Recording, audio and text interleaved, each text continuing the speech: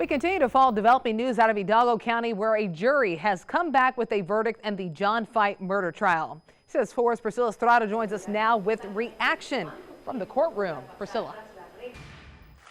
Breaking news, you're looking live at a victory party for Doug Jones, who just pulled a huge upset victory over Republican Roy Moore in the Alabama Senate election, special election there. He's giving a live speech right now. Let's listen in for a few seconds. Back here at home, the results are in for two runoff elections in Donna. Just over 2,100 people cast their ballot in the mayoral race. This time around, Rick Morales garnered 54% of the votes, while Simon Salceda received 46% of the votes. For council member place 3, Arturo Castillo has been elected for this position with 53% of the votes. Guadalupe Lupita Bueno received 47% of the votes. My co-anchor Nicole Hickl has been following this story since it first broke around 10:30 last night. Border Patrol just wrapped up a press conference this afternoon. And Nicole, how did this traffic stop turn into a smuggling investigation? Well, Chris, this just shows it's another case of human smuggling in the Rio Grande Valley. We're learning a lot more about this case last night. That was in Willacy County, northbound Highway 77, right outside Raymondville. We learned that this started as a suspicious activity call to the Texas Highway Patrol. Troopers then followed that tractor trailer. They pulled the driver over and conducted a traffic stop. They asked the driver for consent to look into the back of that trailer, and that's when they made the discovery. 86 undocumented immigrants, some from Mexico, El Salvador, Honduras. Their ages ranging from the youngest 3, the oldest 57 years old. 4 unaccompanied children were also part of that group. 2 of those immigrants had to be taken to the hospital to be treated for dehydration. Now, this is an ongoing issue that Border Patrol is fighting just within the last 7 months, from October to May of this year. And Laredo and the Rio Grande Valley alone, there have been approximately 100 tractor trailers discovered with immigrants inside. A total altogether 1,400 undocumented immigrants.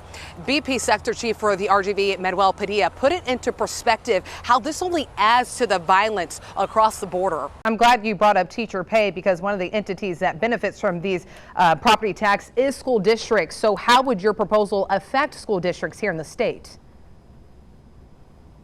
Well, listen, population growth of new students.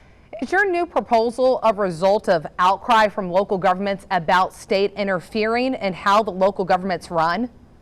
Really puts the Valley and McAllen on the map. Another person from the Valley making it in LA. You made it. 22 years. You made it. You made it in LA. And one of our directors had pop up one of the first questions that we got. I think you'll really enjoy this one. It's from Jennifer Garcia. First off, congratulations on your success. You just given some great tips, great advice. Is there any last piece of advice that you'd like to give to those who are watching, especially those who are on the computer right now at work and doing that 9-to-5 job, and they're like, I really see myself in LA and being an actor? First of all, thank you for watching. A nationwide manhunt comes to an end after wanted fugitive 56-year-old Lois Reese was arrested by South Padre Island police and U.S. Marshals here at Sea Ranch Restaurant and Bar shortly after 8 Thursday night. Reese had been on the run since late March. We begin with breaking news tonight, where we've confirmed that there are multiple FBI agents at the Hidalgo County Courthouse right now. Details as to why are not being released at this time. Hidalgo County Sheriff Eddie Guerra did send out a tweet just hours ago to the media saying, quote, I can confirm that the FBI is conducting a law enforcement activity at the Hidalgo County Courthouse, 93rd District Court. We will continue monitoring this breaking situation as it develops. Meanwhile, we are following another breaking situation at a home in Edinburgh, where we've received reports of large police activity there. That's where we find CBS 4's Priscilla Estrada, who's live at the scene right now with the latest on this developing situation. Priscilla. This was a scene this morning in Hawaii. Lava spewing from fissures, and you could hear the roaring sound too. Take a listen. Officials say a small eruption at the Kilauea volcano summit produced an ash plume that reached about 7,000 feet. Here's a live look at the scene of yesterday's tragedy as investigators continue to comb through the scene tonight, searching for any more clues as to what led to that shooting. When the gunshots have died down and the suspects in custody, the question often returns to what needs to change. CBS 4's national correspondent Christine Frizzell is in Washington with a closer look at this part of the story. They said there was a hole and someone went out. I thought I was cataloging the last moments of my existence. It felt like it was free falling. There needs to be proper inspection mechanisms in place to check for this before there's a catastrophic event. Southwest Flight 1380 was headed from New York to Dallas when an engine on the plane exploded. One woman is now dead after being nearly sucked out of the plane. Adam King spoke with the San Antonio woman who was on that flight in a story you'll see only on 4. A live look at the White House tonight, where just hours ago, President Trump announced that the U.S. is taking military action against Syria. Tonight's action by the president comes in response to a suspected chemical weapons attack by the Syrian government on civilians. CBS's Moa Langi is at the White House with the latest. It's going to continue to be a wonderful parade with almost no end in sight. Almost no end in sight. There's 117 floats here tonight, and we're only halfway through this, so you still have time to make it out here. We've watched, Brian, over the last hour how this stadium has really packed. The city was anticipating at least 250,000 people here tonight, so this is a large event. People traveling from all over the valley to catch the largest illuminated parade here in South Texas. What is the real-life consequence when a school fails a child? Tonight we're getting a glimpse 50 years later.